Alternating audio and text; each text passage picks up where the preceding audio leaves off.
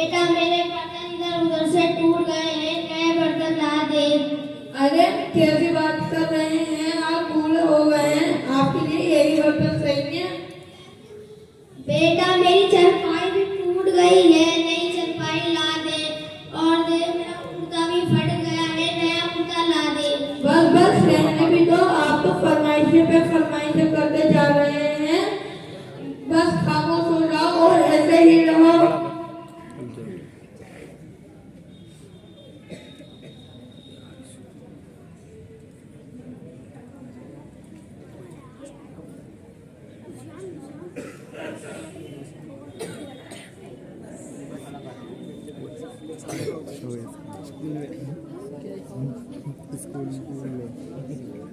यहाँ को दिखा दी वीडियो बनने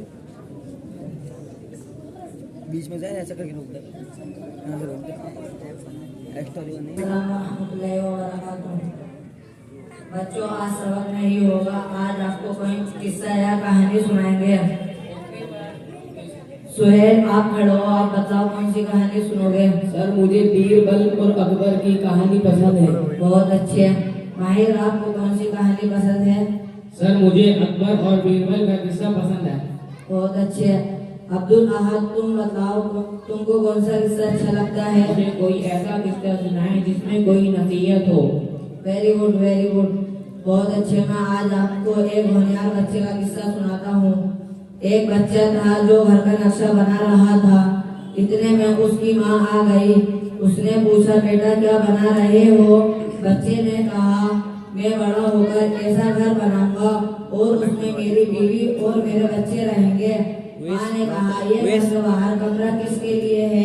बच्चे ने कहा ये आप और पापा के लिए है, क्योंकि आप उस वक्त बूढ़े हो चुके होंगे।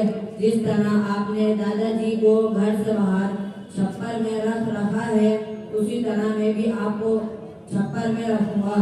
बच्चों हमें इस कहानी से क्या सबक मिला। जैसी करनी वैसी करनी।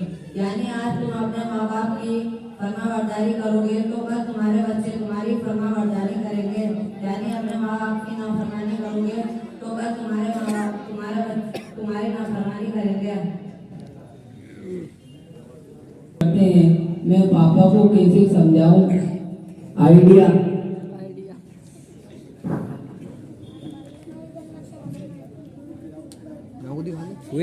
यहाँ को दिखा दे को भी। बेटा ये क्या कर रहे हो। पापा मैं घर का नक्शा बना रहा हूँ। पापा इसमें मैं और मेरी बीवी और बच्चे रहेंगे। और बेटे घर के बाहर झोपड़ी किस लिए बनाई है। पापा ये आपके लिए है। हम घर के बाहर झोपड़ी में रहेंगे। जी पापा उस वक्त आप बूढ़े हो चुके होंगे, इसलिए आप इस झोपड़ी में रहेंगे। जिस तरह आपने दादाजी को घर के बाहर रखा है, उसी तरह मैं भी आपको घर के बाहर रखूंगा। और मैंने ये भी सोचा है कि दादाजी के मरने के बाद दादाजी के खाने के बर्तन और दादाजी का कुर्ता और दादाजी की सब चीजें आपके लिए रखूंगा, ताकि जब आप बूढ़े हो जाएंगे तो ये आपके काम आ जाएंगे। बेटा मुझे सबक मिल गया है। आज से मैं तेरे दादा को अपने साथ रखूंगा और उनकी सारी जरूरतों को भी पूरा करूंगा। अच्छा शुक्रिया। अस्सलाम वालेकुम रहमतुल्लाहि व बरकातहू। वालेकुम अस्सलाम।